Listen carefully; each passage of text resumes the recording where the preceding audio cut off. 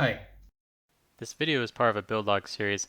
I'm building motorized shoes that you'll wear while you play a virtual reality game that keep you in the same spot as you walk, like a treadmill, allowing you to walk infinitely in the game. For now, I call them VR shoes or Omni shoes. This video is going to be different from my other recent videos. The other videos were short and quick and more of an overview. This one's going to be detailed. I'm going to be going over the solutions I have to the problems that I discovered in the last video.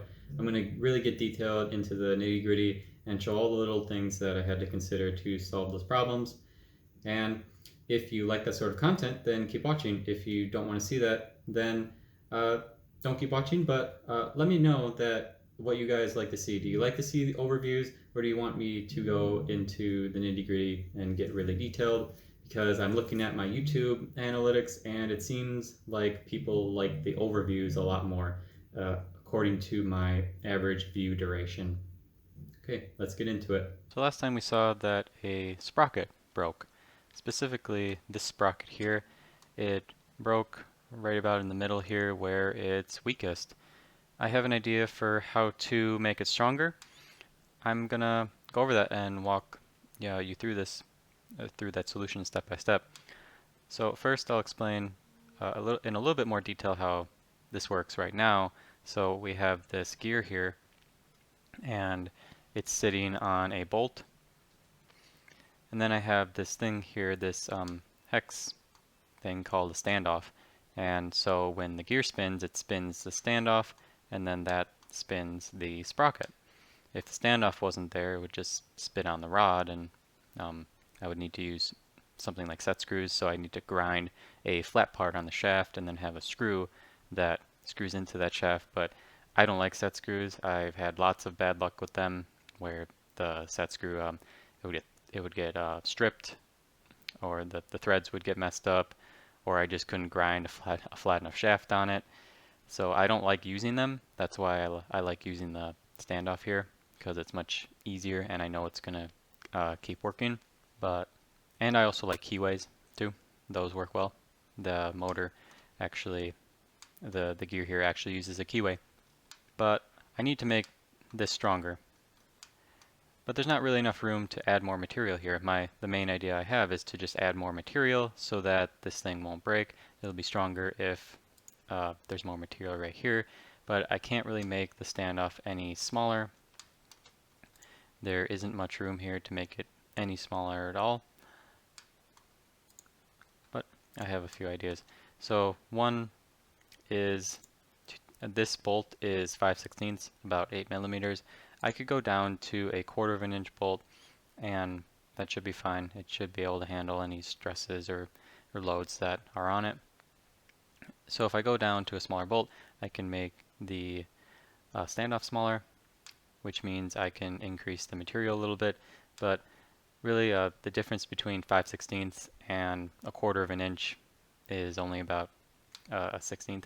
So it'd only be a 1/16 larger, a 1/16 more room, more space. So it's not that much. I'd rather maybe there be more space. So I tried to think, what if I could get rid of the standoff and maybe do something different with the bolt? And that's when I came up with the idea to just get rid of the bolt and get rid of the standoff and then just use a square rod here. So the square rod would act like the standoff, where it would connect the sprocket to the gear so that when the gear turns, the sprocket would turn, but it'd be smaller, so I wouldn't have to have all of this here, and there could be more material in the sprocket. Also, I could do that down here, so I have the same kind of setup down here with the sprockets and a bolt and the standoff. I could do the same thing down here, but when I first came up with that idea, I thought that maybe a square rod, a little square rod here, so maybe a 1/4 of an inch in width and height, it wouldn't be able to handle the load down here. It would bend, or something bad would happen to it. But then I realized that these are holding all the load. So this part here actually isn't really under that much load to bend. Uh, it's this and this and this and this and this. When you put your foot on it, all of those are transferring the load. to the wheels here, and they make sure that everything stays at the proper height so nothing is bending. So I really think that this bolt here, it doesn't need to be big because it doesn't have to support a whole lot of load. Everything else is supporting the load of the person who's on this. So all the bolt has to do, or all the square rod has to do, is make sure that it can't shear, so that when it's rotating, um, it won't bend as it's rotating, or it won't shear. Which I'm pretty sure that any really any metal rod that's a quarter of an inch or bigger won't shear.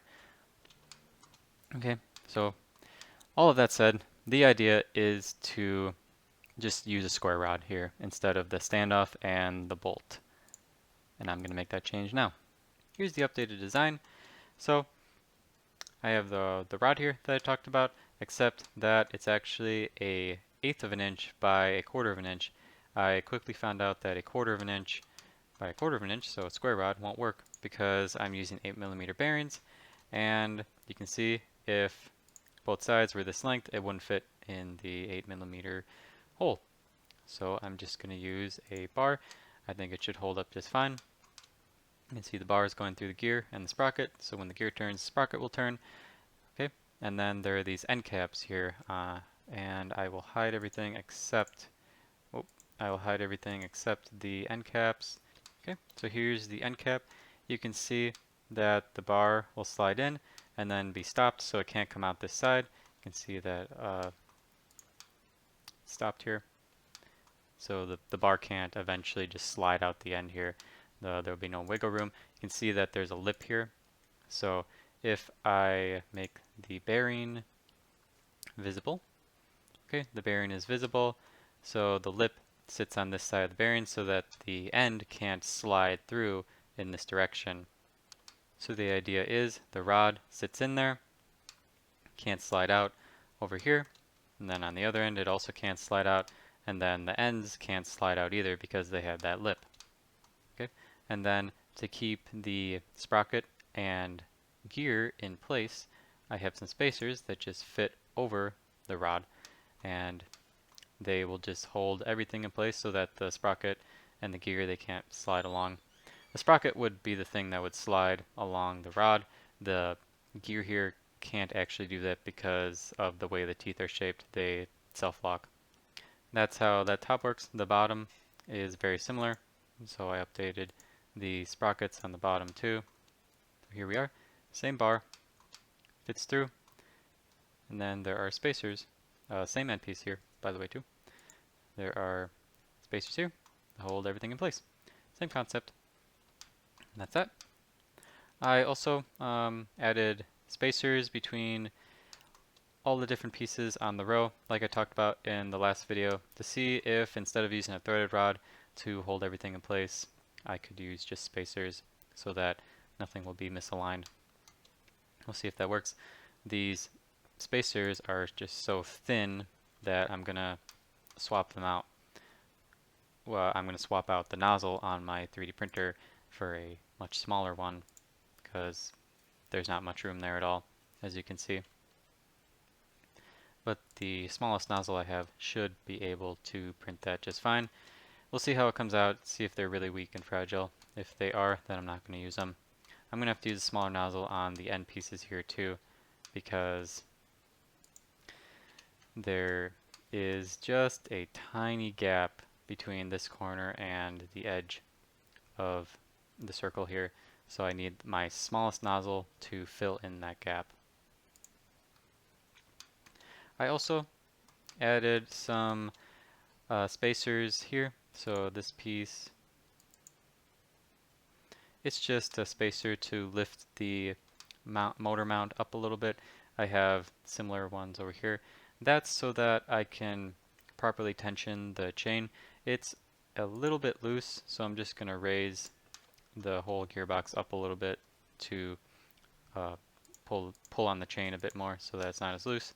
And then these are a couple test pieces I made that they're a little bit wider. You can see they're a little bit wider. And what happens is I'll screw the rows into this piece. This will be one piece when I print it out.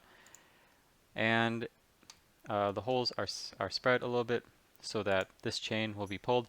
In the last video, this chain was very loose. I'm going to just print this out and keep moving the holes apart until the chain is properly tensioned.